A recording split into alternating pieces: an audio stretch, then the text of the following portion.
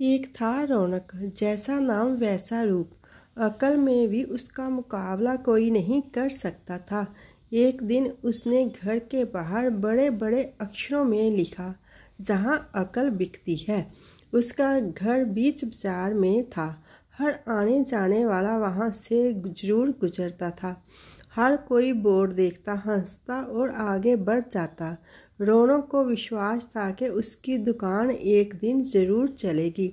एक दिन एक अमीर महाजन का बेटा वहाँ से गुजरा।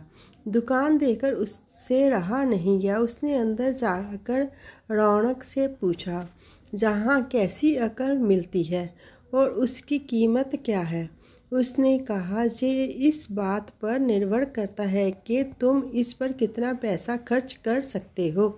गप्पू ने जेब से 1 रुपया निकालकर पूछा, इस रुपये के बदले कौन सी अकल मिलेगी और कितनी? भाई, 1 रुपये की अकल से तुम 1 लाख रुपया बचा सकते हो। गप्पू ने 1 रुपया दे दिया। बदले में रौनक ने एक कागज़ पर लिखकर दिया, जहाँ 2 आदमी लड़ झगड़ रहे हों वहाँ खड़े रहना बेवकूफ़ी है। गप्पू घर पहुँचा और उसने अपने पिता को कागज़ दिखाया। कंजूस पिता ने कागज़ पढ़ा तो वह गुस्से से आग बबूला हो गया। गप्पू को कोसते हुए वह पहुँचा अकल की दुकान। कागज़ की पर्ची रौनक के सामने फेंकते हुए चिल्लाया, वह रुपया लौटा दो जो मेरे बेटे ने तुम्हें दिया था। रौनक ने कहा, ठीक है, लौटा देता हूँ, लेकिन शर्त ये है कि तुम्हारा बेटा मेरी सलाह पर कभी अमल नहीं करेगा। कंजूस महाजन के वादा करने पर रौनक ने रुपया वापस कर दिया। उस नगर के राजा की 2 रानियां थीं। एक दिन राजा अपनी रानियों के साथ जौहरी बाजार से गुजरा। दोनों रानियों को हीरों का हार पसंद आ गया।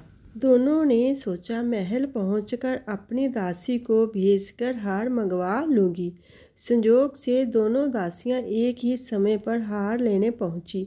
बड़ी रानी की दासी बोली, मैं बड़ी रानी की सेवा करती हूँ, इसलिए हार मैं लेकर जाऊँगी। दूसरी बोली, पर राजा तो छोटी रानी को ज़्यादा प्यार करते हैं, इसलिए हार पर मेरा हक है। गप्पू उसी दुकान के पास खड़ा था। उसने दासियों को लड़ते हुए देखा। दोनों दासियों ने कहा, वे अपनी रानियों से शिकायत करेंगी। जब बिना फैसले के वो दोनों जा रही थी, तब उन्हें गप्पू को देखा। वे बोली, जहाँ जो कुछ हुआ तुम उसके गवाह रहना। दासियों ने रानी से और रानियों ने राजा से शिकायत की। राजा ने दासियों की खबर ली। दासियों ने कहा, गप्पू से पूछ लो, वह वहीं पर मौजूद था। राजा ने कहा, बुलाओ गप्पू को गवाही के लिए, कल ही झगड़े का निपटारा होगा। इधर गप्पू हैरान, पिता परेशान। आखिर दोनों पहुँचे अकल की दुकान। माफ़ी मांगी और मदद भी। रौनक ने कहा, मदद तो मैं कर दूँ, पर अब मैं अकल दूंगा। उसकी कीमत है 5000 रुपया। मरता क्या ना करता। कंजूस पिता के करते हुए दिए 5000। रौनक ने अकल दी कि गवाही के समय गप्पू पागलपन का नाटक करे और दासियों के विरुद्ध कुछ ना कहे।